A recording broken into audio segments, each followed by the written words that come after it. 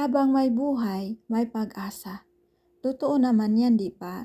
Sinasabi ko na ito ng paulit-ulit na lahat tayo ay nakakaranas at makakaranas pa ng kahirapan.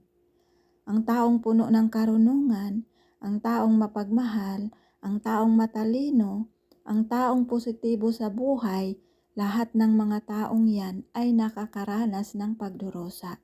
Nakakaranas ng kabiguan, nakakaranas ng break-up, nakakaranas ng kalungkutan. Walang exempted. Pero ang mas nakakatuwa lang sa mga taong ito ay hindi sila nagpapalubog sa negatibong sitwasyon. Naghahanap sila ng solusyon para maiahon nila ang kanilang sarili.